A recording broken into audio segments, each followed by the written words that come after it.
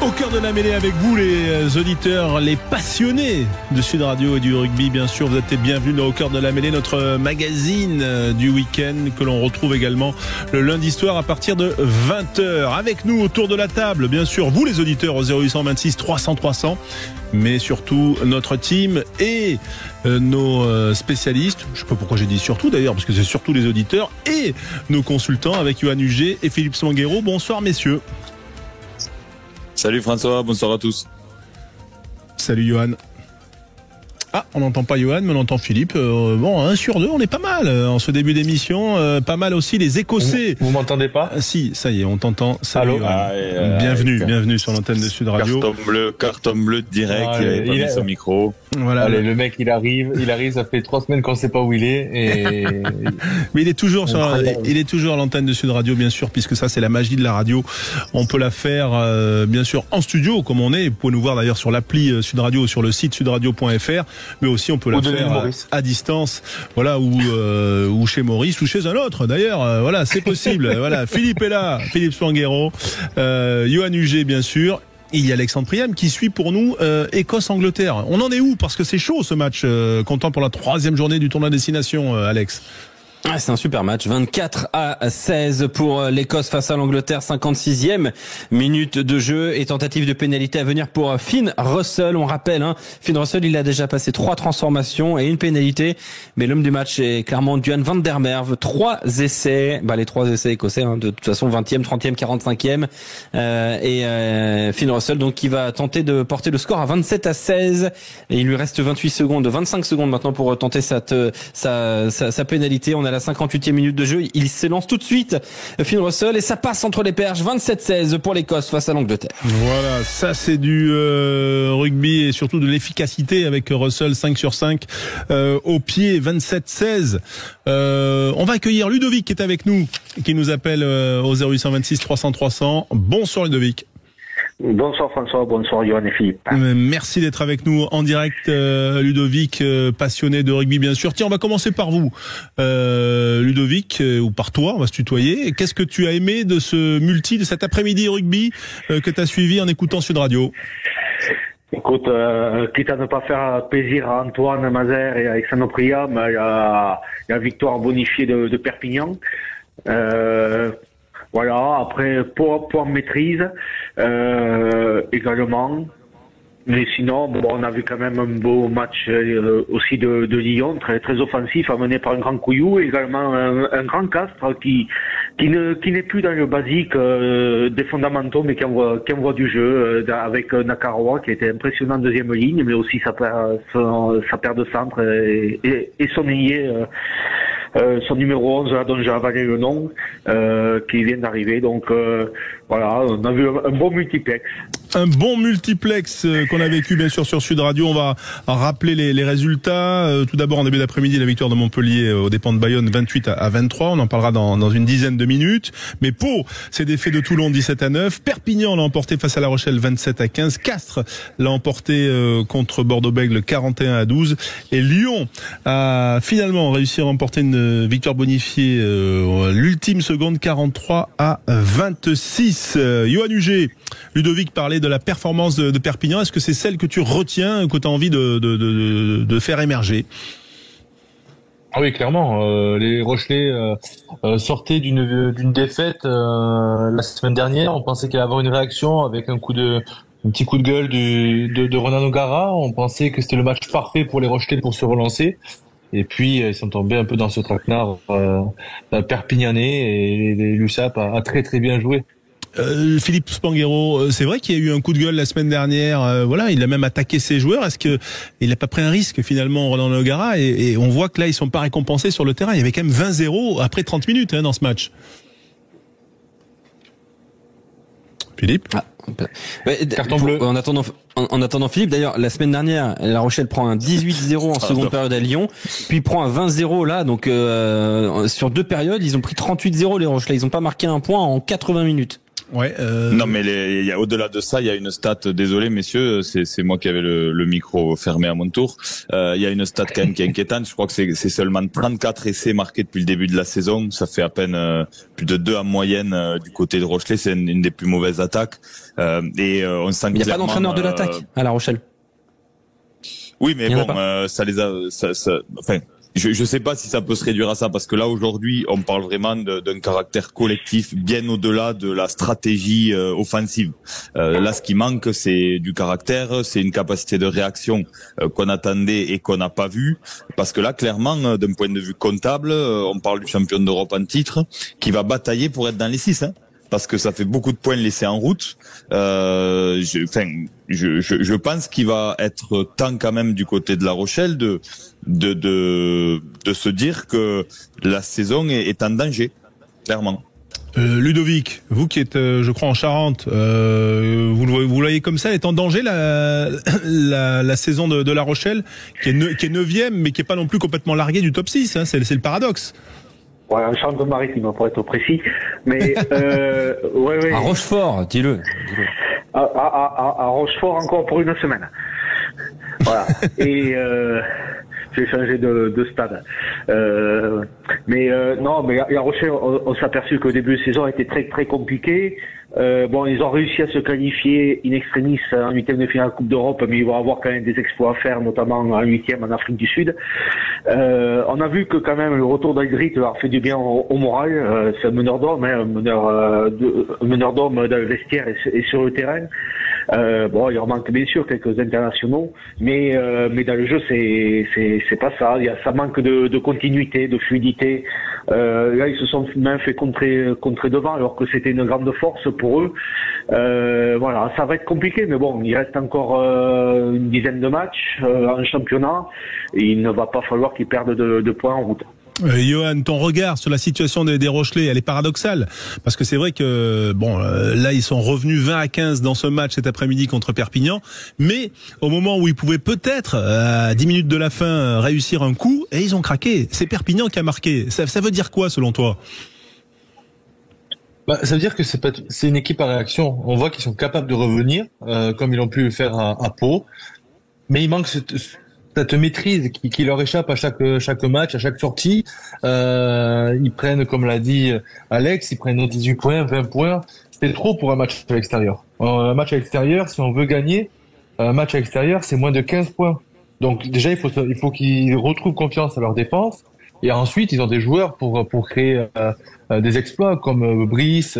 Et avant, ils s'appuyaient quand même sur Greg Aldrit, Skelton, qui leur amenait cette puissance. C'est pas des joueurs une équipe qui était dans le rugby à tout va. D'abord ils occupaient, et d'une fois qu'ils étaient dans les 22, ils concassaient les mecs, c'est-à-dire ils envoyaient Skelton, ils envoyaient la cavalerie, justement pour les enfoncer. Donc aujourd'hui ils ont plus cette maîtrise là de puissance, et ils se retrouvent à jouer un peu plus loin et à courir derrière le score, et c'est pas totalement le jeu qui leur convient. Ludovic, pour conclure sur ce point, sur cette situation des Rochelais, l'absence des leaders que sont Antonio, que sont Aldrit, elle est la seule explication des difficultés actuelles du Stade Rochelais. Bon, peut-être que cette semaine, ils ont également signé quelques sous-scènes privés sur l'ignoré, ça c'est Ogara qui le dira. Mais non, mais on a vu que Aldrit, qui était revenu pour le Stade Toulousain, contre le Stade Toulousain à La Rochelle le 30 décembre dernier, a fait énormément de bien à cette équipe. Ça n'explique pas tout, parce que on ne peut pas se baser, un collectif ne se base pas sur un seul joueur. Après, en effet, il y a quand même des joueurs importants dans un groupe qui savent guider les autres. Aldrit doit en faire partie. Mais ça n'explique pas tout. Je pense que ils ont, il y a quelque chose qui est peut-être un peu mental, qui est cassé, mais je pense qu'ils vont quand même revenir. Ils vont revenir. Ils sont que 9e ce soir. Une stat, Alexandre, avec toi. Écoute, moi c'est plutôt du côté de Perpignan. En début de saison, quand Thomas Soalan a signé à Perpignan à la place de Tristan Teder, on n'était pas tous emballés par l'arrivée de Thomas Soalan. On se demandait ce qu'il allait vraiment apporter. Il a eu des semaines difficiles avec la sélection. Il a choisi de se consacrer totalement à Perpi. 17 points marqués aujourd'hui pour Thomas Soalan. Un essai, 3 transformations, 2 pénalités. Il a été encore une fois très bon. Eh ben, on le félicite. En tout cas, il va manquer demain à l'Italie parce que c'est le joueur le plus expérimenté des Italiens dans une équipe remaniée. On y reviendra dans quelques minutes. On rappelle d'ailleurs l'autre info, le forfait de Louis Biel-Biarré remplacé par Mathis Lebel. On en reparlera également un peu plus tard dans Au cœur de la mêlée. On va remercier Ludovic d'avoir été avec nous.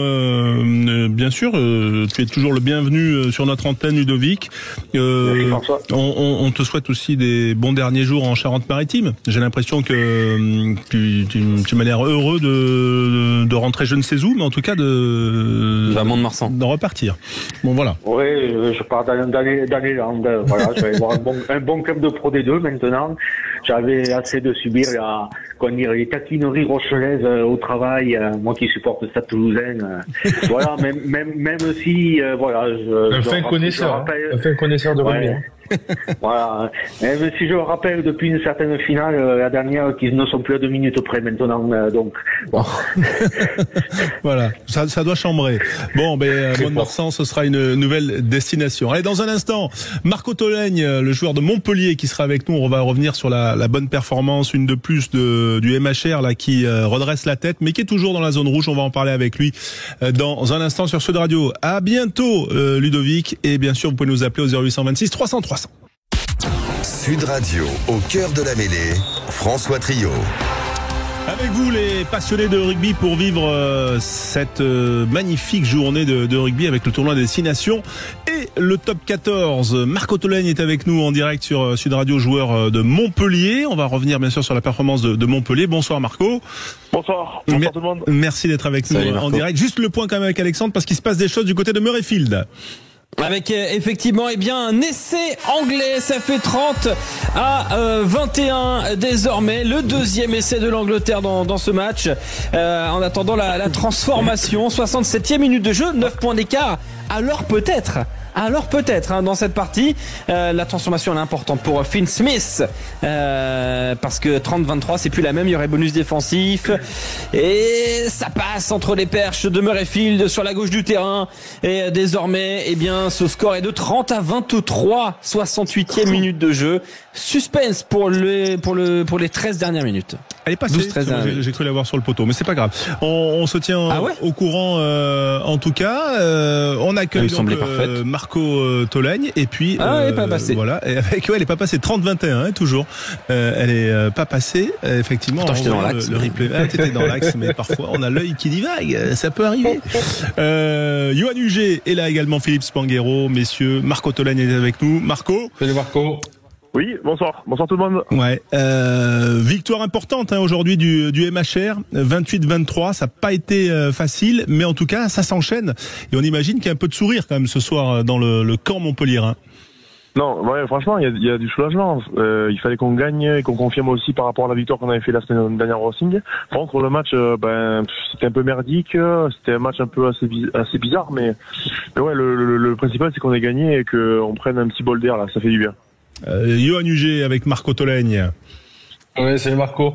Écoute, félicitations déjà pour votre victoire. On a senti aujourd'hui, enfin je sais pas depuis déjà la victoire au Racing, mais votre paquet d'avant renaître de ses cendres avec vous avez deux trois situations compliquées à jouer, une mêlée où vous les enfoncez à 5 mètres en deuxième mi-temps à 5 mètres de votre ligne, une pénale touche où vous arrivez à coffrer le ballon. Je pense que ça, c'est des facteurs dans une équipe qui est important, tu vois. Et vous êtes, comment vous avez su revenir comme ça en fait petit à petit, ou avec les nouveaux coachs, ils ont su vous redonner cette confiance? Oui, c'est ça. Après, quand t'as un effectif qui tourne plutôt bien, que t'as la confiance, que t'as un discours qui accroche, etc., c'est beaucoup plus facile de performer. On a un état d'esprit quand même qui est plutôt bon, je trouve. Bon, ça a toujours été le cas, mais encore plus maintenant. Et le fait d'avoir un état d'esprit comme ça, en fait, ça t'aide à pouvoir performer un petit peu, parce que en fait, si tu te bats pas pour le copain et pour le collectif, finalement, ça sert à rien. Il y a eu quelques déchets nous devant sur la conquête, etc. Mais c'est vrai que sur l'état d'esprit depuis quelques matchs, depuis quelques mois maintenant, franchement, c'est top, et j'espère qu'on va continuer comme ça et qu'on va pouvoir sortir un peu de la zone rouge. Donc ouais, c'est positif. Voilà, il faut juste continuer à travailler, parce que bon, là c'est bien, on a gagné, on prend un peu des points, mais c'est pas terminé quoi. On est encore au fond du classement et on a encore des gros matchs qui nous attendent. Alors on précise, Marco, que toi tu jouais deuxième ligne aujourd'hui face à Bayonne. Est-ce que c'est, on va dire, un repositionnement, on va dire, d'opportunité parce que il fallait dépanner, ou est-ce que vraiment tu te positionnes désormais à ce poste? Là, ça fait mon 3e ou 4e match où je jouais en 4.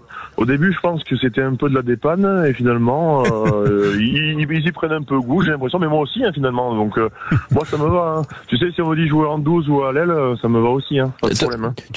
T'as l'habitude de dire que t'es plus rapide en 4 par rapport aux autres 4. Donc, voilà, c'est peut-être, ça la clé, hein, Marco. Nous, il faut pas le dire, ça reste entre nous, ça, normalement. Marco, quand même, je regarde, depuis ton arrivée, à Montpellier, 464 minutes en 2021-2022, 540 minutes en 2022-2023, et là t'es déjà à 530 minutes, et il reste encore pas mal de journées. Tu as enfin du temps. Il a fini sa saison. Il a fini sa saison là, Marco, c'est bon. Ouais, c'est bon, je rends les crampons là, c'est bon.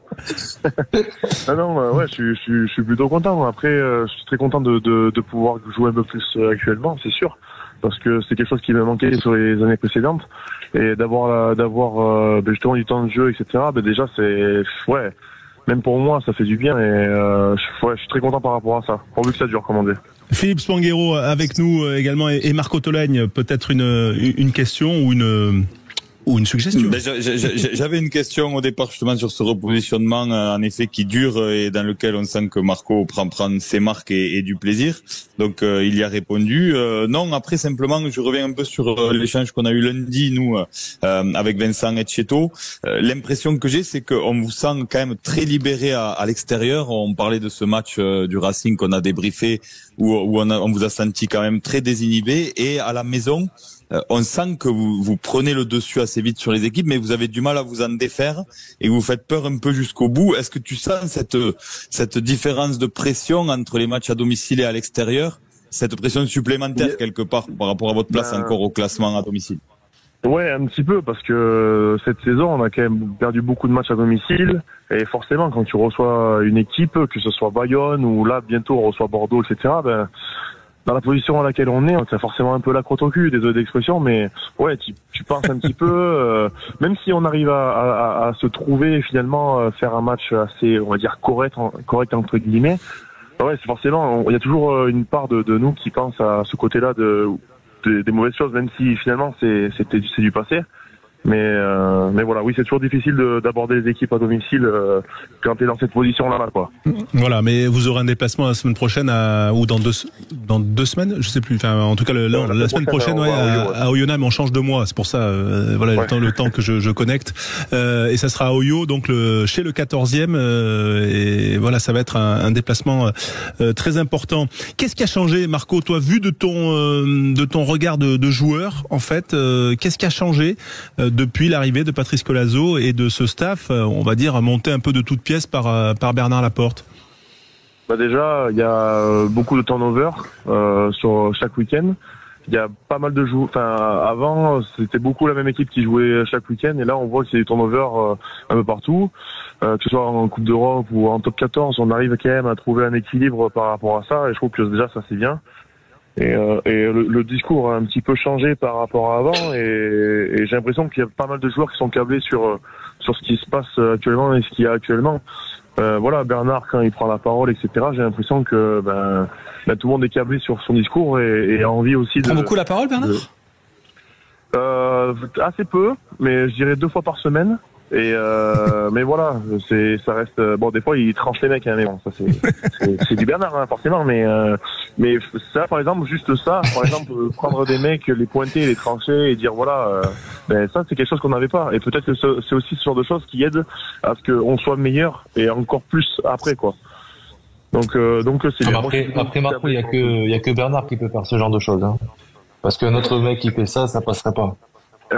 C'est vrai, oui, c'est vrai. On se rappelle la vidéo contre l'Italie, évidemment, mais oui. Oui, c'est vrai. Mais ça veut dire que du coup, Patrice Collazo est plus cool Si c'est Bernard qui tranche, Patrice, il est dans... Si c'est lui le good cop, le bon policier, ça me fait peur, moi. Mais cool, je sais pas, parce que je sais pas comment il était avant, par exemple, dans les anciens clubs qui étaient, mais cool. vraiment, quand il a quelque chose qui l'emmerde, je peux vous dire que tout le monde est au courant, hein, vous inquiétez pas. Donc, ah oui, bon bah c'est bon, alors tout va bien. Donc oui, vous inquiétez pas, il est pas malade, voilà, c'est ok, le message passe bien, vous inquiétez pas. Bon, il y a du sourire, on voit aussi des jeunes, la semaine dernière c'était quand même aussi révélateur, ce succès au Racing, ça s'enchaîne. Est-ce que ça veut dire aussi que vous, dans la vie de groupe, il y a des choses, ça rejaillit sur votre vie de groupe, on fait un peu plus la fête entre guillemets ensemble, on boit des coups, voilà, on partage un peu plus? Oh, ben tu sais, ça c'est quelque chose qui est assez ancré quand même, l'apéro, les troisième mi-temps, etc. Mais c'est vrai que il y a moins de soupe à la grimace parce qu'il y a quand même plus de joueurs qui jouent. Il y a des joueurs qui ils étaient au frigo et ils attendaient qu'une chose, c'est qu'on leur ouvre. Donc déjà rien que par rapport à ça et sur l'ambiance générale, oui, ça fait un peu du bien. Même si quand même on a toujours eu une bonne ambiance dans le groupe, des bons mecs, etc. Forcément, le fait que tout le monde puisse avoir son temps de jeu, avoir son truc, ben ça aide et aussi ça pousse à la performance. Bon, on espère en tout cas que ça va continuer. Là, vous êtes où là avec le groupe? Là, ouais, je suis juste devant la brasserie. Là, dès que j'ai fini, je vais reprendre un pichet et on va continuer. Il est 9h30, même pas 30. Ouais, on a le temps, quoi. On a le temps. Je vais prendre un Uber vers minuit, je pense, et je rentre à la maison tranquillou. Hein. Bon, mais ça c'est très beau programme. C'est important. C'est important. En tout cas, Marco, comment je crois que vous allez prolonger, hein, c'est ça, avec Montpellier? Alors, à vrai dire, j'ai pas de nouvelles par rapport à ça. C'est vrai que l'article est sorti, les nouvelles sont sorties, etc. Mais c'est vrai que j'ai pas de nouvelles à ce sujet, donc je sais pas. J'espère qu'il n'y a pas de fumée sans feu, mais je sais pas. Vraiment, il y a rien pour l'instant. Bon, dernier petit mot peut-être de Johan et Philippe pour Marco. Ah, vas-y, Yo. Non, mais félicitations déjà pour ton retour, votre retour. Et on espère de tout cœur que vous allez vous maintenir dans le top 14 parce que vous répondez présent et vous avez l'équipe pour depuis maintenant 2-3 matchs. Donc on n'avait pas là le doute sur votre capacité de réagir, mais on savait pas quand ça allait venir. Et puis là voilà, vous avez enfin trouvé la clé et félicitations à vous parce que c'était pas évident d'être dans cette situation-là. Ben, merci beaucoup, c'est gentil. C'est vrai que ouais, c'est très très stressant, je te le cache pas. Philippe. Ben, bon pichet alors. Merci beaucoup, santé à tout le monde. À bientôt. Et merci d'avoir été en direct sur Sud Radio, Marco Tolègne. Avec plaisir. À bientôt. Ouais, à bientôt. Joueur du Montpellier Hérault rugby, victorieux de l'Aviron Bayonnais aujourd'hui 28-23. Mais bon, on comprend aussi pourquoi cette équipe retrouve des couleurs. On l'imagine aussi que ça compte quand même tous ces petits moments ensemble et puis aussi ce staff qui parle vrai à ses joueurs.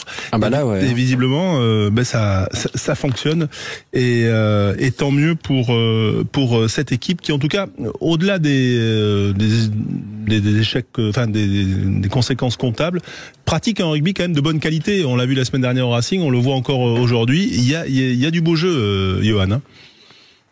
Très beau jeu et non mais on peut avoir du beau jeu, mais s'ils n'ont pas un paquet d'avant concurrents, on peut pas lancer le jeu derrière. Et c'est surtout ça qu'aujourd'hui que j'ai remarqué face à Bayonne. Alors Bayonne, je sais pas si on va en parler, mais je pense qu'ils se trompent dans leur choix stratégique. Il faut prendre les 3 points. Deux fois ils refusent. Ouais, 2 fois ils refusent et voilà, compliqué. Mais je pense que Montpellier a aujourd'hui retrouvé un gros paquet d'avant qui fait peur avec cette mêlée qui a été destructrice sur leurs 5 mètres, justement quand les Bayonnais ne prennent pas les 3 points, et du coup ça a mis un gros coup au moral aux Bayonnais et ça a conforté leur retour dans le top 14, on va dire.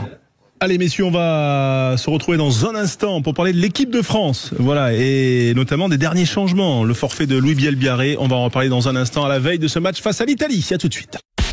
Sud Radio, au cœur de la mêlée, François Trio. Au cœur de la mêlée avec vous les auditeurs Sud Radio 0826 300 300 avec toute la team Sud Radio, Johan Huget, Philippe Spanghero, Alexandre Priam qui est là bien sûr, et puis nos invités prestigieux. Et quel invité ce soir qui est avec nous, Imanol Arinordoki. Bonsoir Imanol. Bonsoir à tous. Merci d'être avec nous en direct. Voilà Imanol, d'abord bon anniversaire avec quelques jours de retard parce que c'était mardi. C'est gentil, merci. Ah, voilà, je sais parce que t'es né le même jour que mon fils. Donc du coup c'est voilà. Mais... c'est les bons, ça, c'est les bons. C'est les bons. Bon, un joyeux anniversaire de ma part. Alors. Ouais, ben je transmets. En tout cas, Imanol. On a le même âge, du coup, voilà. Et je sais que tu es resté jeune. Est-ce que par exemple un week-end de rugby comme ça, là, comme ce que nous vivons sur Sud Radio avec du top 14, la 16e journée et la 3e journée du tournoi, comment tu le passes voilà, t'as fait quel choix? Alors, écoute, je t'avoue que je rate pas tous les matchs, mais je regarde les matchs internationaux quand même. Les matchs internationaux en priorité. Johan Huget, vous avez une remarque. Tu as une remarque pour Imanol? Non, j'ai pas de remarque. C'est pas moi qui ai parlé, c'est non. Johan Huget, il sait qu'il faut que je fasse attention. Voilà. Oui, pourquoi? Non, en tout cas, on a retrouvé Imanol. Attention de ne pas te faire plastiquer la baraque au Pays Basque. Il sait qu'il faut pas qu'il attaque. Bon, il faut pas qu'il attaque. On va parler quand même de cette équipe de France face à l'Italie. Tout d'abord, l'information, c'est le forfait de Louis Bielbiarré, voilà, torticolis blessé au dos, bloqué donc et qui ne pourra pas jouer, remplacé par Mathys Lebel. Imanol, est-ce que ça éveille en toi une réaction? Voilà, c'est déçu ou Mathys Lebel? C'est d'abord préjudiciable pour l'équipe et puis pour lui, parce que c'est vrai que c'est un joueur qui est plutôt en forme et je pense qu'il nous a quand même permis de gagner notamment le dernier match, parce qu'il est capable de réaliser des éclairs, mais voilà, on a aussi un Lebel qui est très performant en ce moment et je suis content aussi de le voir porter le maillot de l'équipe de France. Voilà. Ça veut dire que Mathys rentre dans le 15 direct comme ça, c'est pas directement. Titulaire directement. Titulaire. Ouais. Titulaire, Johan, ça te surprend? Comme toi, Johan, titulaire. Non, ça me surprend, mais du coup, s'il y a un remplaçant, je pense que c'était Johan qui glissait en tant que titulaire et Mathys sur le banc pour couvrir le poste.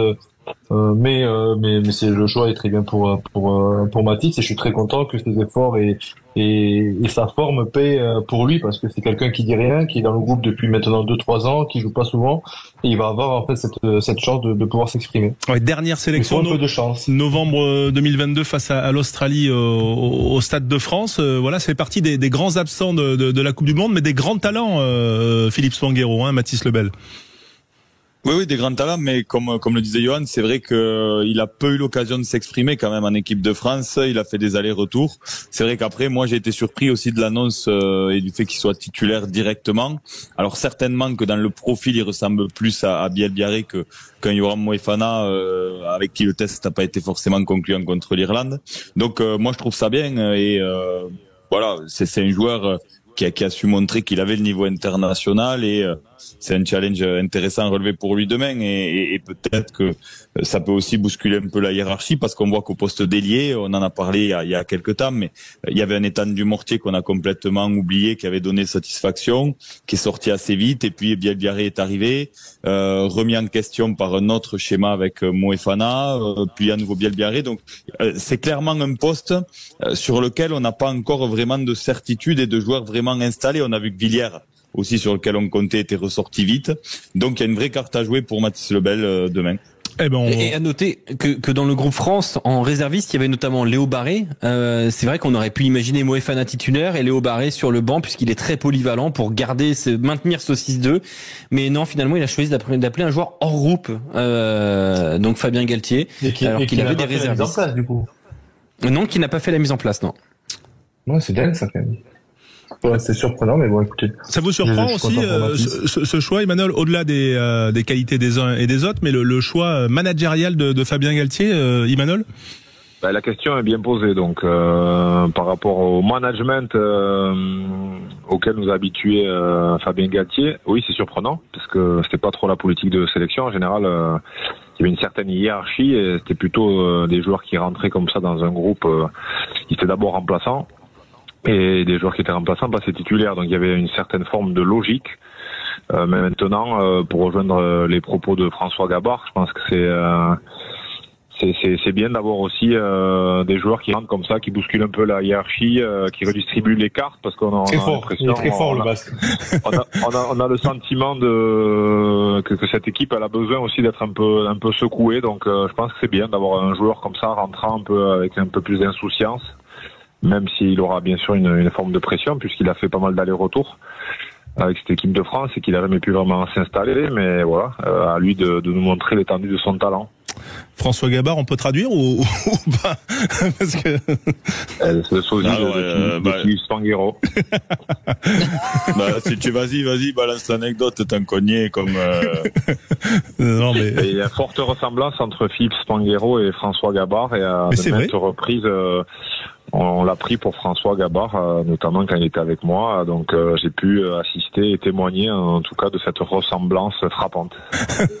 Vous confirmez, Philippe, tu confirmes? Oui, on était un soir tranquillement dans un bar à Biarritz et puis Imanol a fait courir le bruit que François Gabard était là et avait garé le bateau en faisant des tests avant de partir, et puis donc j'étais tranquillement à côté de lui, puis les gens commençaient à venir me demander des selfies et des autographes, et donc les gens ont vraiment cru que j'étais venu en bateau passer la soirée avec Imanol. Ça m'est arrivé quelques fois, ouais. Bon, il y a un truc, hein. Il y a un truc. Ouais, c'était bien vu en tout cas. Merci pour cette anecdote, Imanol, qui nous fait bien sourire, et ce sera peut-être un beau prénom en tout cas, François Gabard. Mais revenons quand même à ce match face à l'Italie. 82 sélections quand même, on le rappelle pour toi, Imanol, quelques grands chelems aussi dans ces années 2000, 2002, 2004, 2010. Voilà. On doit encore se méfier de l'Italie, à qui on a mis 60 points il y a quelques semaines à Lyon en Coupe du Monde. Écoutez, l'Italie m'a quand même agréablement surpris lors du dernier tournoi l'année dernière. Ils avaient été quand même très performants.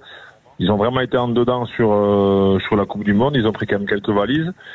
Là, on sent un regain de forme. Ils ont quand même un bon effectif. Ils sont formateurs aussi. On voit des jeunes Italiens qui sont performants. Ils n'auront rien à perdre, à part prendre du plaisir et bien jouer au rugby. Donc la pression, je pense qu'elle est quand même sur les épaules des Français. C'est jamais évident de jouer les Italiens. Il faut toujours les prendre très au sérieux. Donc à nous de les respecter, de mettre les choses dans l'ordre pour les battre. Mais voilà, c'est le troisième match aussi du tournoi. C'est toujours un peu un match crucial qui peut faire pencher la balance dans du bon côté et du mauvais. Et c'est vrai qu'à aujourd'hui on n'a pas énormément de certitude, on sait un peu qu'on se cherche, donc voilà, c'est un match qui peut aussi nous permettre de bien finir le tournoi. Oui, on l'espère. D'autant quand même, Alexandre, qu'il faut le souligner, l'Angleterre n'est plus invaincue. Non, l'Angleterre a été battue 30-21 par l'Écosse il y a quelques instants. Fin du match à Murrayfield, 30-21, 3 essais de Johan van der Merwe.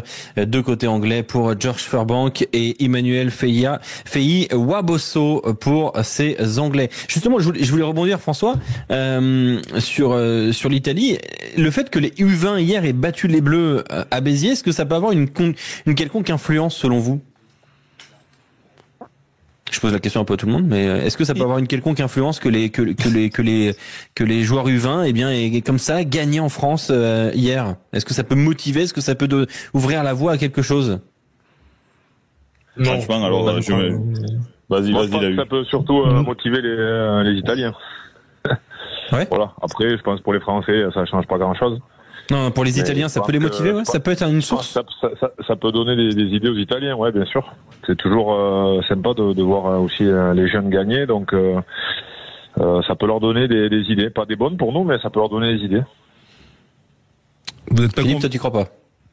Non, enfin si, plutôt du côté italien. Après, je crois quand même que le gap est très important. On le voit puisqu'on en a parlé hier soir. C'est vrai qu'on voit la bonne santé des jeunes italiennes depuis quelques saisons dans le tournoi et la difficulté qu'ils ont à concrétiser à l'échelon supérieur. C'est vrai qu'il y a encore un fossé qui est important, mais après c'est sûr que malgré cette Coupe du Monde ratée clairement du côté italien, on avait vu la meilleure saison de leur histoire la saison d'avant où ils avaient battu l'Australie, les Gallois. Bon voilà, ils sont pas si loin que ça, donc les moindres relevés de motivation, ils vont les prendre. Et c'est clair que battre les champions du monde moins de 20 en France, pour le rugby italien au sens large, c'est une bonne nouvelle. C'est une bonne nouvelle, en effet. Imanol, que pensez-vous de cette équipe de France, voilà, qu'on a vue, qui a suscité quelques critiques? Est-ce que quel est votre point de vue, vous, en tant que grand ancien de cette équipe de France, et surtout légitime ancien, hein, voilà, avec votre palmarès? Mon point de vue, c'est que c'est toujours plus facile de critiquer quand on est à la tribune. Voilà, quand on est sur le terrain, il y a des périodes, des moments qui sont un peu plus compliqués.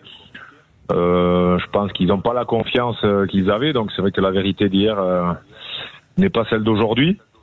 Il y a aussi pas mal d'absences, donc il y a aussi une nouvelle forme de coaching, un équilibre à trouver dans le staff, je pense. Il y a un nouveau préparateur physique, il y a des nouveaux adjoints, un nouveau discours, donc il y a quand même aussi des perturbations autour de cette équipe.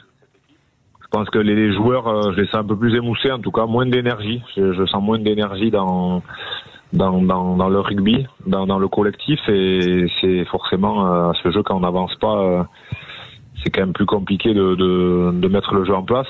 Mais surtout, je sens pas l'énergie qu'on avait, notamment quand on a réalisé le Grand Chelem défensivement. On était très agressif, on montait très fort sur l'adversaire. On laissait aucune solution aux adversaires. Je me souviens du match notamment contre l'Angleterre, par exemple, lors du dernier Grand Chelem.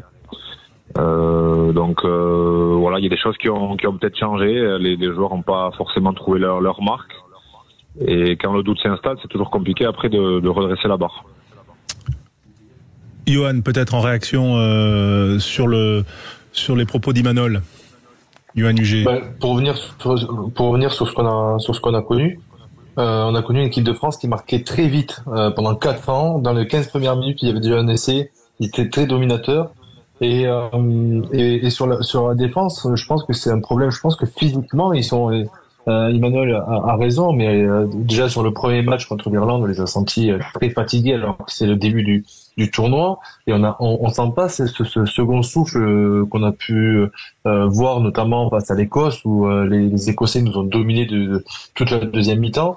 Voilà, peut-être qu'il y a un problème physique. Est-ce qu'ils arrivent à se régénérer? Est-ce qu'ils travaillent bien à l'entraînement? On n'est pas à l'intérieur, mais en tout cas, c'est sûr que pour moi, si on n'arrive plus à monter comme ça au bout d'un moment, c'est qu'on a un problème physique et non pas défensif.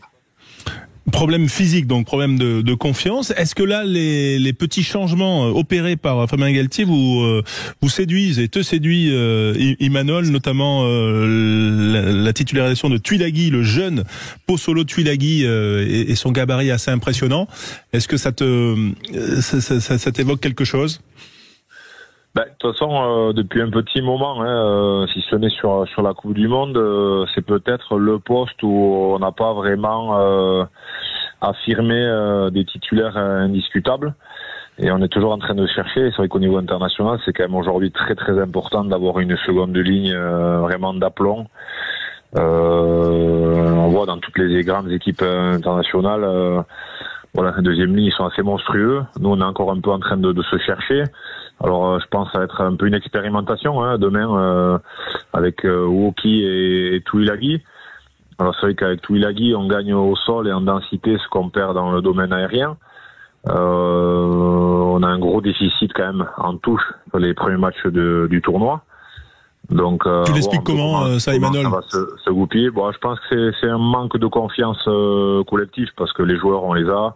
On a des talonneurs qui lancent quand même très bien. Maintenant, sur le dernier match, voilà, on s'est fait contrer sur une touche. Derrière, on a senti qu'il y a eu un peu panique à bord. Donc voilà, j'espère qu'ils ont en tout cas bien travaillé. C'est vrai que c'est une affaire collective, la touche, il faut que ça soit vraiment bien orchestré. Et on a eu affaire aussi à des alignements, forcément qui nous ont contrariés, qui contrent très bien.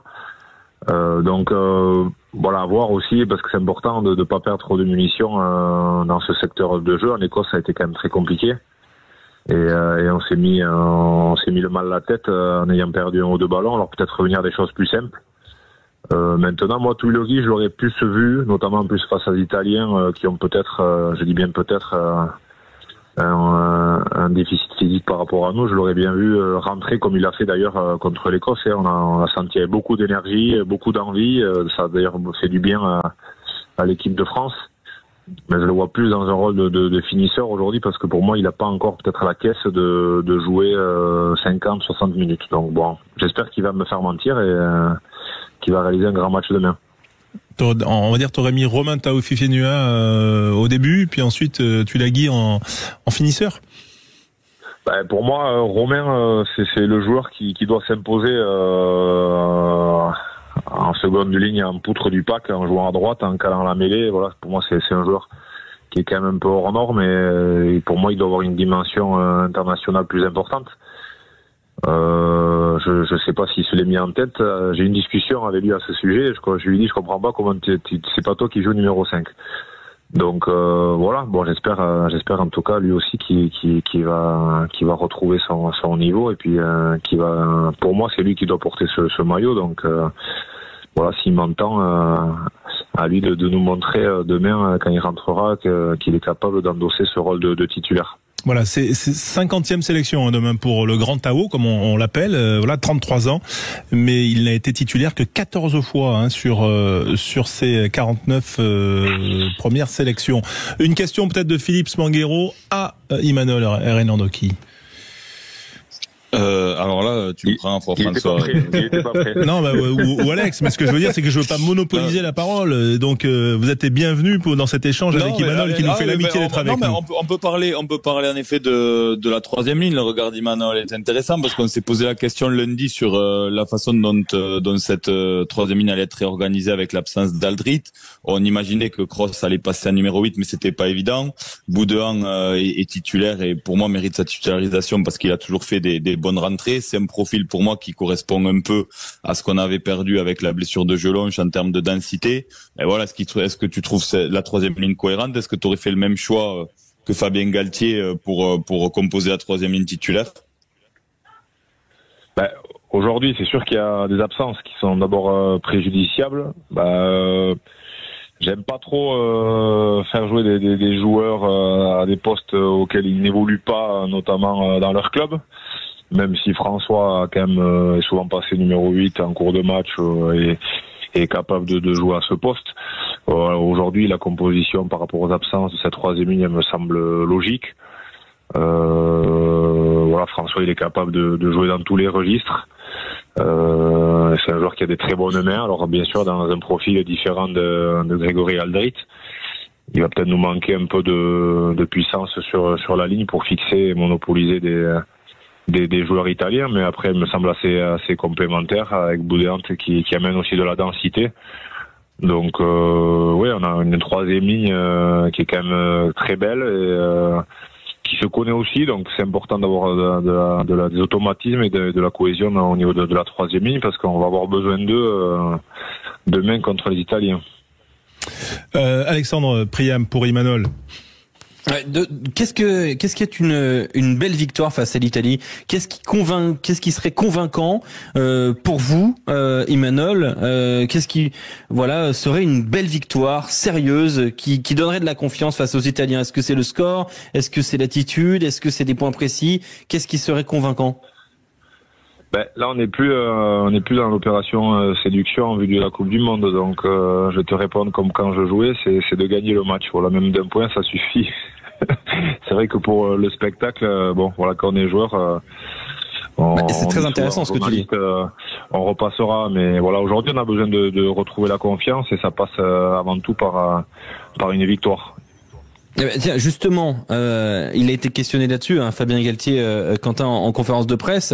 On lui a parlé de data, on lui a dit est-ce qu'on est toujours dans ces schémas-là? Est-ce que on est toujours développé sur les attentes auprès des joueurs?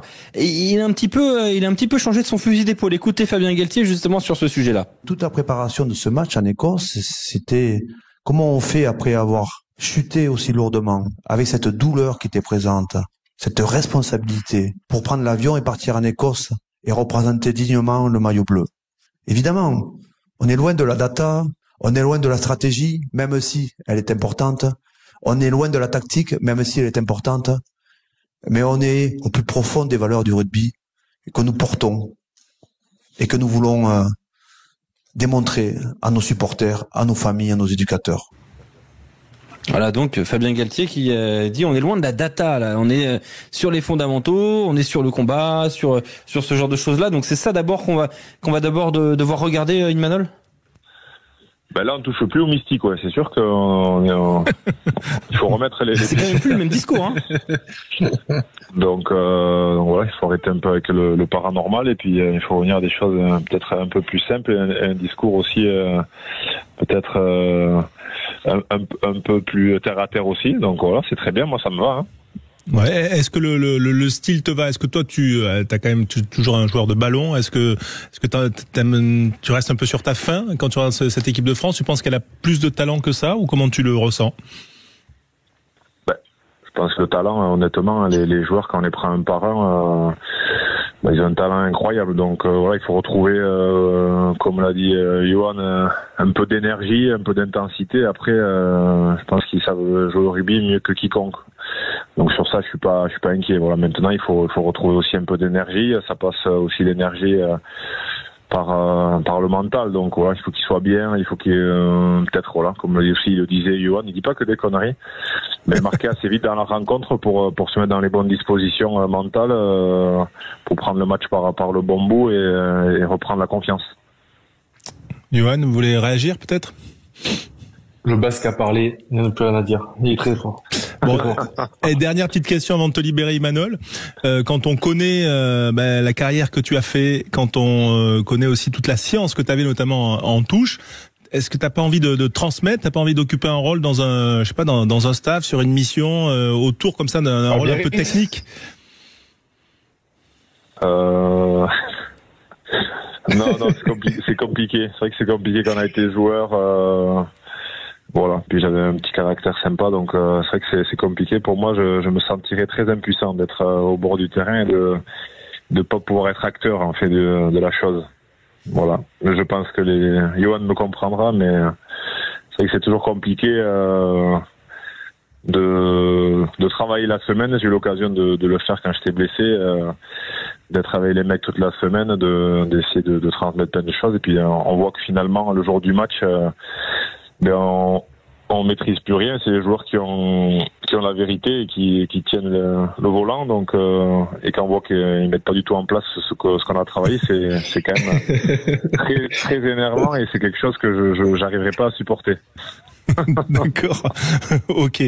Dommage, parce qu'on imagine qu'il doit y avoir quand même que plein de jeunes seraient ravis d'apprendre beaucoup de choses à ton contact. Mais effectivement, on peut comprendre aussi l'exigence. Mais alors on peut faire un coup de pub parce qu'il a ces stages quand même sur lesquels il est très présent et les jeunes qui veulent apprendre d'Imanol, ils ont la possibilité de le faire tous les ans quand même, parce que Imanol mouille la chemise et il est tous les jours avec les gamins et a priori c'est des stages de qualité. Donc voilà. C'est où? Je fais la vente. C'est au Pays Basque. Merci Philippe. Non mais c'est vrai. C'est des super stages pour les jeunes. Voilà, mais c'est avec les petits. C'est vrai que c'est bien de transmettre avec les petits après. Oui, mais tu fais ta part de la transmission par ce biais-là. Ouais. Voilà, c'est moins technique, on va pas jusqu'à travailler la stratégie en touche, quoi. Mais oui, ça me plaît de transmettre aux jeunes. Bon, eh bien, on cherche sur Internet, on googlise et on trouve les stages d'Imanol sans problème. Allez. Bon, merci en tout cas. Merci Imanol. C'était pas du tout préparé en tout cas, mais voilà, c'était avec grand plaisir. Merci d'avoir été avec nous, Imanol. Merci, toujours un plaisir. Toujours un plaisir de parler de rugby. Et tu livreras où toi demain le match à Lille? Non, je serai devant ma télé. D'accord. Pour une fois. Oh, voilà. C'est rare, ça, le basket. J'ai suivi tous les autres matchs. Je serai à Cardiff, je serai à Lyon, mais non, à Lille, j'ai fait impasse. Bon, impasse pour Imanol qui suivra ça en tant que supporter, voilà, devant sa télé en écoutant Sud Radio, bien évidemment. Merci Imanol d'avoir été avec nous en direct sur Sud Radio pour ce long entretien. Voilà, salut mon pote. Le paranormal quand même. Elle était sympa cette expression. Sympa aussi l'anecdote sur François Gabard, Philippe, quand même. Ouais, non, mais c'est une vieille blague entre Imanol et moi. En effet, ça nous avait fait occuper une soirée, entre autres. Voilà. L'exigence dont parlait Imanol sur l'entraînement. Johan, toi, tu comprends ce qu'il veut dire. C'est pas évident de transposer quand on a arrêté avec des joueurs, même les meilleurs, et même si on est proche d'eux. Non, c'est difficile. C'est difficile parce que on est tellement exigeant envers nous-mêmes qu'on n'accepte pas que on ait un peu de laxisme par rapport à ce qu'on transmet, et peut-être qu'il y aura un jour, Imanol, de vouloir entraîner et l'envie, mais aujourd'hui je le comprends parce que pour ma part, on a tellement d'exigences et on a fait tellement d'efforts pour en arriver là que si on voit des jeunes ou moins jeunes se gâcher et ne pas faire les efforts pour y arriver, ça nous frustre en fait, ça nous frustre, et comme on est des personnes quand même entières, et ça peut, voilà, j'ai vu des entraîneurs comme Hugo arriver, et c'est sincèrement et en toute objectivité, je me suis dit mais en fait il est pas entraîneur, Hugo Mola, c'est du social qu'il fait, parler aux joueurs, vous savez, on a fait une vidéo pendant 1 heure. Les gars, vous avez compris, on fait ça et ça. 1 heure à nous expliquer le plan de jeu, on arrive sur le terrain, premier lancement, 2 joueurs qui se télescopent. Je me suis dit là, il y a un problème quand même. Donc voilà, c'est du social, et au bout d'un moment, on sort du registre de l'entraîneur pur et dur, donc c'est pas évident, Ouais, mais au bout d'un moment, ça rentre quand même. Vous savez, c'était au mois de mai, hein, et là, on a fait la même tactique. On a fait la même tactique toute l'année. Donc c'était pas une nouvelle tactique, hein. Donc ça rentre pas tant que ça. Hein. Ouais. Pas tant que ça. Bon, ça rentre, ça sort. Parce que c'est comme ça. Voilà, il y a beaucoup d'informations, et aujourd'hui les jeunes, certains jeunes sont alimentés par, comme nous on l'était aussi, par la PlayStation, un peu les réseaux, et voilà, j'ai vu des jeunes arriver, prendre leur portable à la mi-temps pour regarder ce qui se passait sur Instagram. C'est fou. Ça, c'est des choses que je pourrais jamais cautionner. Ah ouais, ça c'est dingue. Non, c'est fou. Il se passe des trucs dans le vestiaire où on est dépassé par cette nouvelle génération, et on doit s'y adapter. On doit s'adapter parce que... T'étais du genre à dire arrêtez de faire ça, les gars, vous êtes pas sérieux Ben oui, mais en fait, c'est moi qui passais pour un vieux con à la fin, parce que je me suis aperçu que 80% du vestiaire était comme ça. Et c'est mathématique, moi, en fait, hein. La génération Z, ils sont majoritaires dans les vestiaires aujourd'hui. Ouais, aujourd'hui, ben voilà, quand tout le monde est un peu parti, Vincent, Clément, on s'est retrouvé avec Max, on s'est dit mais on est vraiment vieux là en fait. Et d'ailleurs, c'est pas que ce qui explique le succès du Stade Toulousain ces dernières années, mais Hugo Mola était le premier à dire ok, c'est à moi à m'adapter à eux, et je sais qu'il y avait eu un travail de recherche avec la cellule de R&D de Airbus pour apprendre à mieux travailler avec les codes de cette génération. Et il y a beaucoup de choses qui avaient évolué dans la façon de gérer les entraînements, de gérer les séances vidéo suite à ça, pour s'adapter justement à la nouvelle génération et les garder mobilisés. Hugo est très fort là-dedans, c'est qu'il se remet en question, mais il se remet en question pas personnellement, par rapport à comment nourrir le groupe, parce que cette génération-là, c'est comme Instagram, c'est comme Twitter. C'est que l'information, ils la prennent et au bout de 24 heures, elle est jetée. Donc il faut en permanence trouver quelque chose qui les stimule, qui les amène, parce que sinon ils s'ennuient et ils lâchent en fait. C'est véridique.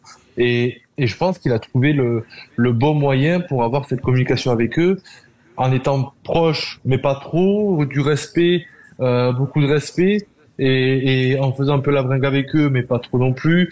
Voilà, il a cette double casquette du coach que tu peux aller voir n'importe quand dans le bureau qui est ouvert, mais il prendra à la fin, c'est lui qui prendra la décision.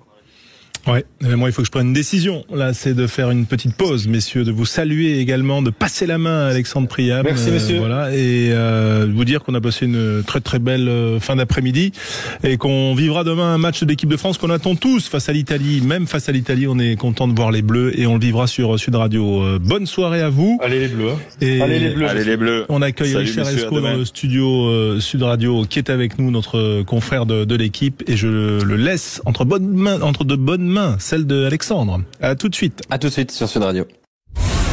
Sud Radio, au cœur de la mêlée, libre antenne. On est au cœur de la mêlée sur Sud Radio, à 1h maintenant du coup d'envoi de Racing 92, Stade Français Paris pour le top 14.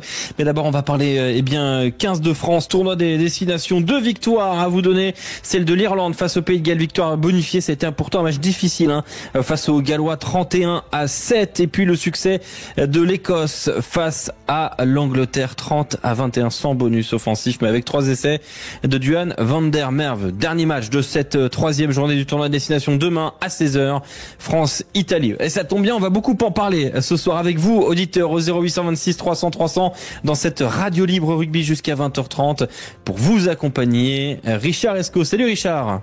Bonsoir Alexandre, bonsoir les amis de la Charente-Maritime et de Sud Radio. Ouais, t'as un super samedi après-midi pour les Charentais-Maritimes là. À La Rochelle, c'est compliqué, très compliqué. Ça fait très plaisir en tout cas de t'avoir avec nous, Richard. J'ose jamais donner le nombre d'années de métier dans la profession, mais bon, 40 ans quoi. 40 ans voilà, ça on va bientôt les fêter, oui. Ah bah, il faudra inviter l'équipe Sud Radio. On a envie de fêter ça avec toi. Ouais, faudra attendre un an, c'est juillet 85 à l'équipe. Voilà.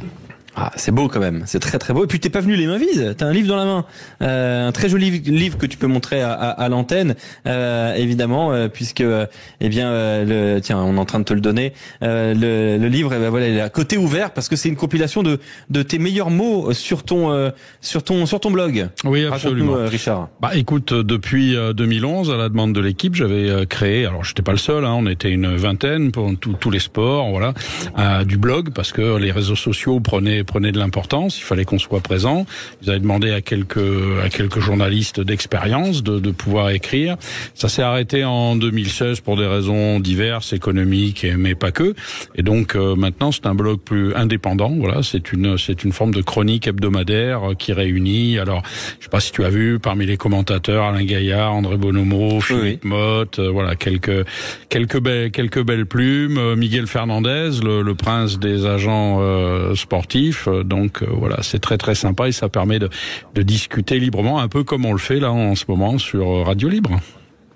Et du coup là, tu l'as dans la main ton côté ouvert. Est-ce que tu veux qu'on en offre un tout à l'heure à un auditeur là d'ici 20h30? Ah ben c'était le principe. Je suis venu avec. Donc je pense qu'il nous donnera son adresse. Il laissera son adresse au standard, mais on va le choisir sur la pertinence de ses interventions.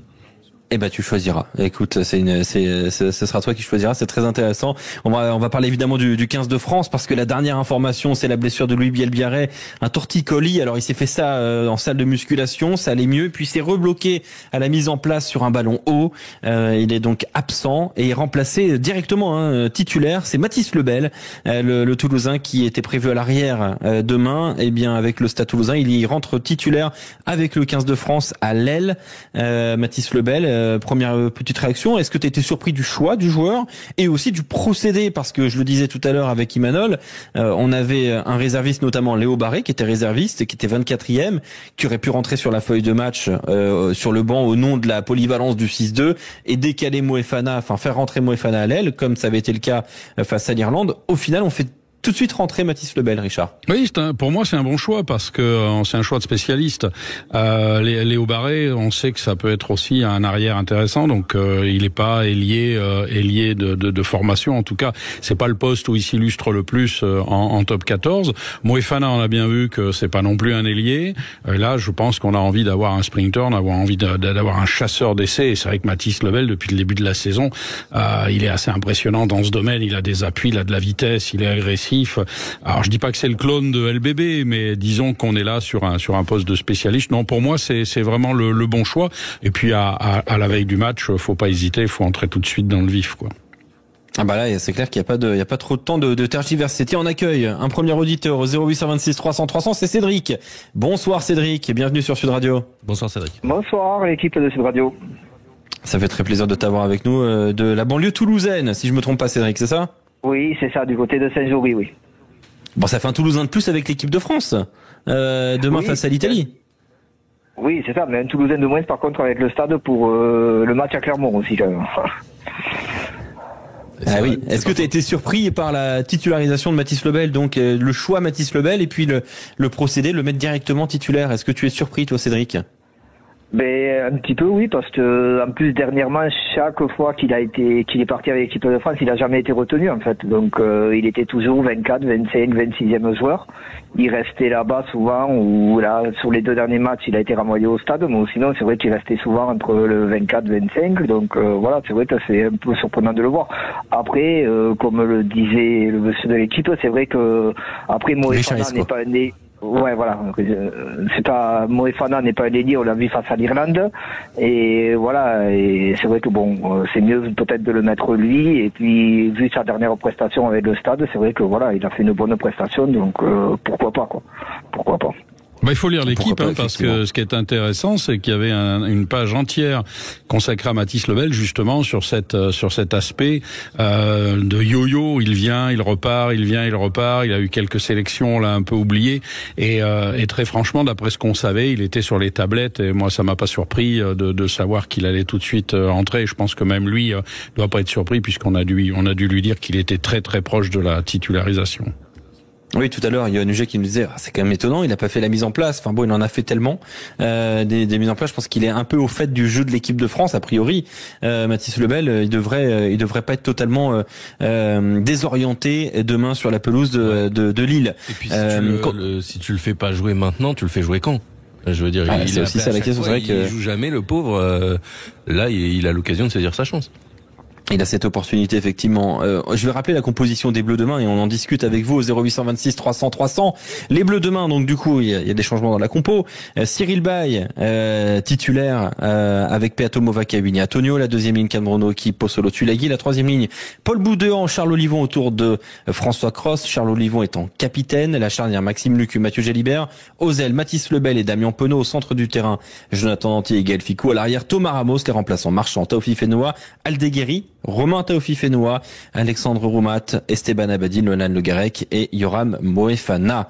Est-ce qu'il y a un joueur comme ça qui demain pourrait être déterminant? Est-ce qu'il y a un choix dans la composition d'équipe qui t'interpelle, ou un non-choix aussi, le choix de ne pas avoir changé des choses? Richard Esco, est-ce qu'il y a quelque chose comme ça lors de l'annonce hier qui t'a interpellé? Cross numéro 8, ce joueur-là est extraordinaire. 6, 7, 8, c'est un joueur qui fournit un travail considérable, qui est d'une humilité. Il faut vraiment le suivre pour voir le boulot qu'il a-bas. Et alors ça libère une place pour Boudéan, Pierre Boudéan, qui est vraiment ce joueur Paul, qui est vraiment ce joueur dur, agressif, qu'on aurait dû déjà titulariser à mon sens en quart de finale contre l'Afrique du Sud. Cette troisième ligne-là avec Olivon capitaine, qui est presque le capitaine de cœur de cette équipe. Il s'est battu pour revenir, il a été blessé pendant 5 ans. À mes yeux, c'est lui le vrai capitaine. Voilà, il y a Antoine Dupont, c'est le leader emblématique, on est d'accord. Mais le capitaine de cœur de cette équipe, c'est Olivon. Et moi, c'est cette troisième ligne qui m'intéresse. Elle est rude, elle est dure, elle est agressive. Elle sait jouer au rugby. Ils sont, je sais même pas s'ils sont complémentaires, tellement ils sont doués et avec des profils presque identiques. Et je pense que c'est cette troisième ligne-là qui va faire la différence dans les rucks, au large, au ras. C'est elle qui va être la clé du match. C'est vrai que j'ai l'impression que tu peux jouer vraiment avec cette équipe. Elle a un rayon d'action quand même très large. François Cros, la capacité de déplacement de François Cros est quand même déjà bien connue. Olivon aussi, et puis Paul Boudéan aussi, qui est physiquement hors norme. Cédric, est-ce qu'il y a un poste en particulier que tu souhaites noter avec nous sur Sud Radio? Ouais, moi j'aurais peut-être plutôt mis pour tester un petit peu le Garec d'entrée à la place de Lucu. C'est vrai que ça fait 2 matchs. Bon, mais Lucu, sur le deuxième match du tournoi, il a été un peu meilleur. C'est vrai que voilà, il s'est un peu mis dedans. Mais c'est vrai que chaque fois que le Garec est rentré, il a mis un bon entraînement, il a mis beaucoup de rapidité dans le jeu. Et c'est vrai que là, ça aurait été peut-être l'occasion de le voir vraiment avant les autres matchs. Il reste le pays de Galles et l'Angleterre derrière, de le voir face à l'Italie un peu pour voir si d'entrée. Parce qu'en fait, c'est un peu la configuration du Paul Lucu, et c'est la même Lucu, le Garec, quoi. Donc, ça aurait été bien de voir peut-être le Garec d'entrée, pour voir ce qu'il aurait fait dans la rapidité du jeu, tout ça, ce qu'il pouvait amener, quoi. C'est vrai que c'est intéressant, Lucu. Est-ce que parce qu'il y a quand même énormément de commentaires sur Maxime Lucu, Richard Esco, est-ce que est-ce qu'il y a une sorte de, entre guillemets, je mets des gros guillemets, de délit de sale gueule contre Maxime Lucu, parce que oui, il n'est pas Antoine Dupont, il n'a pas le même jeu, mais peut-être aussi qu'il applique ce qu'on lui demande. Est-ce qu'il est tellement différent de Dupont que du coup, il y a une espèce de dépréciation de sa valeur, ou est-ce qu'il est vraiment passé à côté lors de ce début de tournoi destination, Richard? Je crois que ça doit être compliqué d'être la doublure d'Antoine Dupont. Alors c'est pas compliqué quand Antoine Dupont est titulaire et qu'on rentre 5-10 minutes avant la fin du match.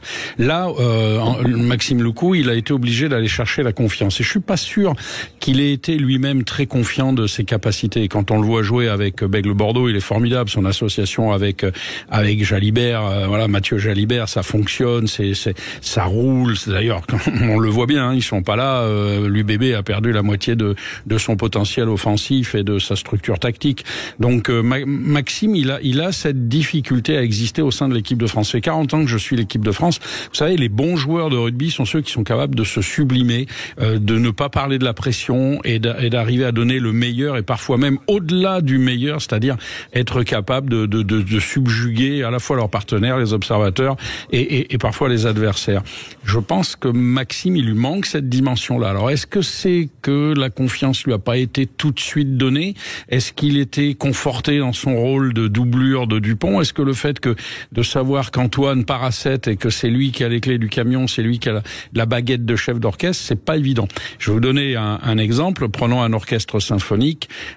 Généralement, le premier violon est vraiment l'appui du chef d'orchestre. Mais j'ai rarement vu des premiers violons devenir des grands chefs d'orchestre. Chef d'orchestre, c'est vraiment un métier à part entière. Je pense qu'Antoine Dupont, c'est un métier à part entière. Et Maxime Lucu, forcément, est regardé dans le miroir que tout le monde lui tend. Et dans ce miroir, il voit Antoine Dupont. Donc c'est compliqué. Ça demanderait un gros travail psychologique qui est peut-être pas fait au sein du 15 de France. Mais est-ce qu'il lui manque pas juste un match référence pour vraiment prendre les clés du camion? Et ce match, ça pourrait être l'Italie, par exemple. Et des avants dominateurs aussi. Oui. Moi, je vais dans ce sens-là aussi. C'est qu'ils jouent pas derrière des avants qui concassent à tout bout de champ. Tiens, d'ailleurs, on va écouter ce que disait Nicolas Jean-Jean. Je trouvais ça très intéressant cette semaine parce que lui s'exprime avec clarté, Nicolas Jean-Jean, et sans langue de bois. Et il explique un petit peu la surprise qu'il a eue de voir les Bleus autant en difficulté physiquement face à l'Irlande. On l'écoute. On n'a pas su répondre à l'intensité physique proposée sur le premier match de l'Irlande. C'était la première fois que depuis presque 4 ans, on répondait pas physiquement au niveau proposé par l'adversaire. Donc c'est vrai que on s'est questionné, je me suis questionné sur quelles en étaient les raisons. Je crois que c'est un peu multifactoriel. C'est la première fois que l'on a un tournoi de destination après une Coupe du Monde où on a gardé un effectif assez stable. Les joueurs l'ont rappelé avant moi, c'est vrai qu'ils ont eu tous des traitements différents. Malgré tout, on a été un peu surpris du gap proposé par l'équipe d'Irlande et on n'a pas su y répondre positivement. Et pourtant, c'est quand même intéressant, parce que je te sens un peu surpris, un petit peu dubitatif, Richard. Oui. Alors surpris non, dubitatif oui, parce que on sait très bien quel est le niveau de l'Irlande. Ça a été analysé pendant la Coupe du Monde, ça a été analysé sur les 2 derniers tournois. On sait très bien où ça se situe en termes d'engagement, de structure tactique, de réponse à donner en défense. On peut pas être surpris quand on est entraîneur de l'équipe de France, de surpris devant le niveau de l'Irlande. Donc ça n'a pas été préparé. Et là, on en revient. Puisqu'on parle de l'Irlande, c'est le match d'ouverture du tournoi, il est déjà presque loin. On en revient au fait que entre la défaite en quart de finale, et c'est ce que je raconte dans mes chroniques côté ouvert, on a abandonné l'équipe de France après le quart de finale. Il n'y a pas eu de débrief, il n'y a pas eu de travail collectif. Il fallait pas laisser partir cette équipe, il fallait se retrouver, il fallait évacuer ce qui n'allait pas. C'est ce qu'ont fait les Irlandais qui, comme nous, ont été éliminés en quart de finale. Faut pas l'oublier. Alors que c'était la nation numéro 1 et certainement plus favorite que la France pour le titre de champion du monde. Ils sont restés ensemble, ils ont débriefé ça et après ils ont dit on passe à autre chose. Nous, on est passé à autre chose au moment de la préparation du match contre l'Irlande et je pense que ça a pesé. Parce qu'on le sait bien, le physique est dépendant du mental. Donc oui, je suis un peu surpris qu'on soit surpris. Oui, et d'ailleurs quand je lisais ton livre, tu parles d'un chronique d'un sacre retardé, parce que c'est vrai que on s'y attendait tellement que maintenant on regarde un peu 2027. Juste tiens, une autre réaction cette semaine, c'était hier en conférence de presse, Fabien Galtier, parce que évidemment on parle, et d'ailleurs il le dit, Nicolas Jean-Jean, on a gardé les mêmes joueurs, il y a beaucoup de continuité, pas du coup sur les états physiques mais sur les noms qui sont couchés sur les feuilles de match, et semaine après semaine depuis le début du tournoi des destination, prolongation, beaucoup de supporters, d'observateurs, de journalistes suggèrent des changements. On parle de Duporter, on parle de Gailleton, et il y en a de Tuilagi. Pour le coup, ça c'est bien réel. Mais justement, tiens, comment réagit Galtier face à ces demandes, face à ces suggestions de changements dans les feuilles de match? Écoutez ce que dit Fabien Galtier. Il a choisi des mots un peu surprenants. On entend bien ce qui se dit et la lecture que certains ont sur le traitement de la performance de nos joueurs. Et ça, c'est très bien, les commentaires disant qu'il faudrait changer, modifier l'équipe. Mais le rugby, c'est pas la Star Academy. Vous voyez ce que je veux dire? C'est pas Koh-Lanta non plus. L'équipe de France du rugby, c'est pas ça. Les joueurs qui sont là, pour certains, ils ont 80 sélections, 60 sélections, 50 sélections. Ils sont pas là par hasard. Souvent, quand ils arrivent dans le vestiaire, ils sont venus le chercher, le maillot. Parfois, on a le droit d'être un peu moins performant collectivement. On a le droit aussi d'être un peu moins fort individuellement. Au nom du statut, des sélections, du poids dans le groupe France, il y a une certaine, on peut être un peu plus permissif sur les performances des joueurs. En tout cas, Fabien Galtier, il accorde beaucoup de place au statut. J'ai l'impression, Cédric. Oui, après il a pas tout à fait tort parce qu'il y a des gens qui sont qu'on peut pas lever, même si voilà actuellement par exemple Ficou qui n'est pas dans un grand tournoi destination cette année, voilà, mais bon c'est des hommes qui ont depuis des années quand même qui tiennent l'équipe de France, voilà, surtout sous la défense. S'il a été capitaine de la défense, c'est pas pour rien quoi. Mais c'est vrai que cette année c'est un peu plus compliqué. Tous ils ont des périodes comme ça, comme en club c'est pareil. Et le Stade Toulousain qui est une grosse équipe, il y a des années où ils vont pas avoir de titre, où ils s'arrêteront en demi-finale des compétitions. Donc voilà, c'est vrai que bon, il faut pas non plus changer tout d'un coup, quoi, du moins à mon avis. Oui, et la façon de le dire de Fabien Galtier, Richard, c'est que il utilise la Starac, il utilise Koh-Lanta, alors que juste avant, il dit moi la communication, je choisis chaque mot a un sens, chaque mot et derrière il te dit Starac et Koh-Lanta quand même. Oui, bon, et sur la communication, il essaie d'être à la fois dans le yin, dans le yang. On sent bien que c'est un peu compliqué, et quand il choisit une communication, c'est pas toujours celle que le rugby français attend. Mais bon, sur le fond, alors ça c'est la forme. Sur le fond, on peut pas lui donner tort. Hein. Je rejoins notre auditeur Cédric. Moi, je suis pas d'accord avec Fabien, mais c'est pas pour autant que j'ai raison. Je pense que lui, il a ses raisons.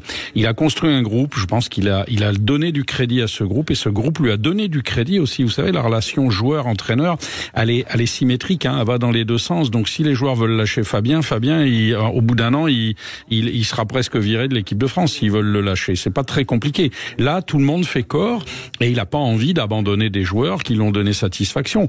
Et je vous le répète, il y a toujours cet écueil de la défaite, du quart de finale. J'ai écouté un préparateur mental qui disait que parfois ça prend 2 ans pour évacuer. Et donc on sent bien derrière qu'il y a cet échec, et cet échec Fabien veut pas qu'il remette en question la structure qu'il a mise en place. C'est vrai qu'aujourd'hui, imaginons que vous faites entrer Gailleton de Porter au centre, que vous mettez Le Garec Gibert en charnière, Gazzotti en numéro 8, et que vous perdiez contre l'Italie. Mais alors là, c'est un désastre, parce qu'à ce moment-là, vous perdez et la confiance, et vous perdez pour l'histoire, et vous rentrez par la toute petite porte. En tout cas, vous sortez par la toute petite porte. Je pense que Fabien, il sait très bien que ce match contre l'Italie est un match hyper important. Il ne peut pas le gâcher, et les joueurs ont aussi à charge de lui montrer que lui ne s'est pas trompé sur eux.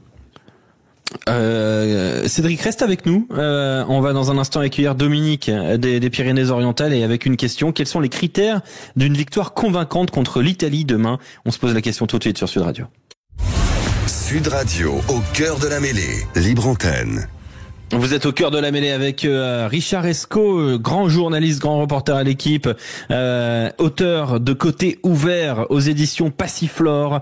On est très heureux d'être avec Richard. On est avec vous aussi au 0826 300 300 avec Cédric de Haute-Garonne, et puis avec Dominique, tiens, des Pyrénées-Orientales de Bonpass. Bonsoir Dominique. Bonsoir. Très heureux de t'avoir sur Sud Radio, Dominique. On est tous ensemble, et une question simple: quels sont les critères d'une victoire convaincante contre l'Italie. Richard, je te laisse ouvrir la voie sur cette question-là. Ah ouais, Dominique, d'abord, il doit être très content parce que je me doute qu'il était à Aimé Giral ou au pire, il a vu le match. La performance de l'USAP a été extraordinaire face à La Rochelle avec bonus offensif. Moi qui suis Rochelais, toi t'es Rochefortais, hein, on est voisins tous les deux, Alexandre. Mais c'était une belle victoire. Et alors, cette victoire-là, c'est la victoire du cœur, du jeu, de l'agressivité, de l'engagement, de l'allant. Voilà, pour moi, l'équipe de France, elle doit aller rejoindre la barre fixée par l'Irlande il y a 15 jours, c'est-à-dire 6 essais, 36-0, c'est-à-dire être excellent en défense avec un 0 pointé pour l'Italie. Je pense que ce 36-0-là va nous en dire beaucoup sur la capacité à l'équipe de France. Maintenant qu'elle connaît l'intensité qu'il faut mettre dans un match international du tournoi, ça va nous en dire beaucoup sur sa capacité à relever son propre défi. Et en fait, son meilleur adversaire à la France, au 15 de France, c'est le 15 de France. Donc c'est lui qui doit donner le tempo et ne pas le subir. Voilà, donc dicter le tempo, par exemple, ça c'est quelque chose qu'on va surveiller demain. Ton avis, Dominique de Bonpasse? Eh ben, Monsieur Esco a entièrement raison. Il faut que, déjà, on montre qu'on est les patrons et qu'on rappelle à l'Italie qui pensait nous battre pendant la Coupe du Monde que on est quand même une grande nation du rugby. Je respecte l'Italie pour leur parcours parce qu'ils ont du mérite. C'est plus un pays de football. Mais il faut que d'entrée, ils sachent, on mette les choses au clair et que on impose notre tempo et notre jeu. Qu'on montre à la France entière qu'on est une équipe qui suscite de l'enthousiasme et puis que notre sélectionneur change un peu ses lunettes parce qu'on a l'impression on voit pas les mêmes matchs que lui. Je suis un petit peu chagriné aussi par l'histoire qu'on a des jeunes qui sont champions du monde. À part monsieur, tu l'as dit, Biel Barret qui ne sera pas là demain, on a du mal à leur faire confiance. Moi j'adore ce que vous dites. J'adore ce que vous dites, Dominique. Voilà, j'adore ce que vous dites. Merci. Je suis en phase avec vous et très franchement, vous mettez un peu de baume sur mon cœur de Rochelais battu à Aimé Giral parce que tous les propos que vous tenez sont des propos qu'on partage tous les deux et je pense qu'on est nombreux sur Radio Libre, sur Sud Radio à partager ça. Il faut un petit peu de changement, il faut de la fraîcheur, il faut arrêter de prendre les gens pour des idiots. Et effectivement, changer les lunettes, ça serait pas mal. Oui. Ah, merci. Je suis prêt à échanger avec vous en dehors de l'émission, Monsieur Esco, parce que vous êtes une légende du journalisme rugbystique. Je crois qu'on tient notre vainqueur là. Je crois qu'on tient notre vainqueur. Alors pour tout vous dire, j'avais prévu une question pour trouver le vainqueur, mais Richard a choisi. Voilà. Ça sera donc Dominique. Merci Monsieur Esco, merci. En plus, franchement, ce qu'on vit à l'heure actuelle avec Perpignan et vous êtes de cette région-là, moi j'aime beaucoup Franck Azema, on échange régulièrement. Franck, c'est quelqu'un qui pourrait un jour rejoindre le staff tricolore comme Patrick Arletaz aujourd'hui. Ce sont des gens, on a besoin d'émotion, on a besoin de cœur. Moi, j'adore quand Patrick Arletaz est en conférence de presse et que il n'a pas de langage, il n'a pas de communication, il parle avec le cœur, il parle avec l'humour. Il parle vrai. Il parle comme on dit sur Sud Radio. Et voilà. Et il n'a pas de langue de bois, c'est vrai. Et j'ai déjà eu l'occasion d'échanger avec Monsieur Azema, là. C'est vrai que c'est vraiment un monsieur super agréable, gentil. Et puis il fait bien jouer l'USAP, Dominique. Il fait bien jouer l'USAP, hein. Le début de saison a été compliqué. Il a été patient. Il a rien dit. Jamais un mot plus haut que l'autre. Mais bon, on voit le résultat maintenant. Et c'est ça, moi, Oui, mais sans rancune. Mais pour reprendre ta question, Alexandre, c'est ça qui nous faut. J'ai l'impression que demain, si on termine avec le sourire, demain à 18h, on a le sourire, on a le smile. Mais okay. Moi, je suis d'accord avec ça. Moi, ça me va très bien. Il faut donner de l'élan. Il faut se lâcher. Il faut aller chercher les choses. On peut, à un moment, avoir un temps faible dans le match, mais il faut marquer sur ces temps forts. Vous savez, les joueurs internationaux, on les prend sur ce qu'ils savent faire. On met pas le doigt sur ce qu'ils savent pas faire. Et là, dans cette équipe de France, il y a des talents monstrueux. Il y a des joueurs incroyables. Et je parle même pas de la relève qui est derrière. Alors, il faut qu'ils se lâchent parce que vous savez ce qui va se passer sinon. Ceux d'entre nous qui ont vu le match des U20 contre l'Italie, on a perdu contre les jeunes Italiens. Donc si on n'est pas logiquement. Oui, et si on obéit à des schémas, à des structures, si on récite un rugby, mais d'abord on va ennuyer tout le monde. Et je pense que les joueurs vont finir par s'ennuyer et ça risque de peut-être nous emmener dans le mur. Donc il est temps là de se lâcher et de faire ce qu'on sait faire, c'est-à-dire le French flair. Amusez-vous les gars. Prenez du plaisir. Non, mais c'est moi, à un tout petit niveau d'entraîneur, j'aime dire ça aux gamins parce que tu te rends compte que quand tu leur dis ça, ils le font en fait. Ils le font. Alors ils vont se tromper, mais c'est après des adultes professionnels, c'est quand même un peu différent parce que c'est aussi un métier. Voilà, il y a d'autres enjeux, mais à partir du moment où les joueurs s'amusent, comme on l'a vu effectivement, moi je rejoins ce que tu disais Richard, à Perpignan, on a vu des joueurs s'éclater tout à l'heure face à La Rochelle. On a vu un public s'éclater, des joueurs s'éclater. Et éclater les Rochelais. Et éclater les Rochelais. Ouais. Le rugby est un jeu. Alors moi, j'aime pas dire que c'est un métier parce que c'est pas un métier. C'est comme nous, la profession de journaliste. Si on n'a pas la passion, faut faire autre chose. Il y a des métiers qui sont compliqués. Le joueur de rugby, c'est une passion. C'est vivre de sa passion. Mais il y a pas de chose plus belle que ça. Moi, ça fait 40 ans que je fais ça. C'est un bonheur absolu. J'ai 64 ans. J'ai pas envie d'arrêter. Je vais continuer jusqu'à ce qu'ils me mettent dehors. Bon, j'ai fait le double des clés. Comme ça, si ferme, je rentrerai quand même. Tu rentres par la fenêtre. Mais non, mais voilà, venir avec vous, échanger sur Sud Radio. J'adore ce média radio parce que c'est un média de proximité. On échange, on entend même les sourires à la radio. On entend celui de Dominique en ce moment, tiens. Ah oui. Un entraîneur, ça doit être entraînant, comme on dit, hein. Exactement. Et Dominique, je ne peux que te conseiller d'aller aussi sur côtéouvert.blogspot.com pour avoir les bons mots de Richard à chaque semaine, parce que moi en tout cas j'y vais, j'y suis très régulièrement et en tout cas t'auras déjà les meilleurs mots passés avec Côté Ouvert aux éditions Passiflore. C'est gagné, c'est pour toi. Reste bien à l'antenne, au téléphone, on va prendre toutes tes coordonnées pour te l'envoyer le plus rapidement possible. Merci beaucoup et on le voit à l'image, hein. Vous pouvez nous voir sur sudradio.fr, le livre tenu par Richard Esco. Voilà, on est très heureux, Richard, d'avoir été avec toi ce soir. Demain, on va vibrer. Demain, on va stresser, j'imagine. Moi, en tout cas, personnellement, je sais que je vais un peu stresser au début, mais j'espère qu'on aura le sourire pour parler de rugby, parce que demain, c'est une énorme journée de rugby, hein, sur Sud Radio, de 15h30 à 23h. On sera là pour parler de rugby, donc on aura de quoi dire. En tout cas, merci d'avoir été avec nous. Merci, Richard. Toujours un plaisir. Tu continues de travailler après, là? Tu repars sur Racing Stade Français? Ouais, il y a un petit derby qui va nous tenir jusqu'à 23h30, et puis après on enchaîne demain, demain avec le match, 16h, plus... On a le même programme. Voilà, c'est un bon week-end quand même, hein. C'est que du bonheur, mais comment on peut se plaindre? Et moi, quand j'entends les joueurs dire, bon allez, il faut qu'on se remette à travailler, mais on ne travaille pas, c'est de la passion. Et cette passion, il faut la communiquer, il faut la faire partager.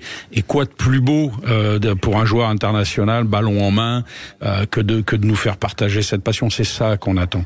Je veux dire que ça va même au-delà de la défaite et de la victoire. Je crois que c'est le contenu qui compte. Ouais, je suis tout à fait d'accord avec toi, Richard. Merci beaucoup. Enfin bon, faut pas qu'on perde non plus, hein. Non. On va pas déconner quand même. Pas déconner non plus.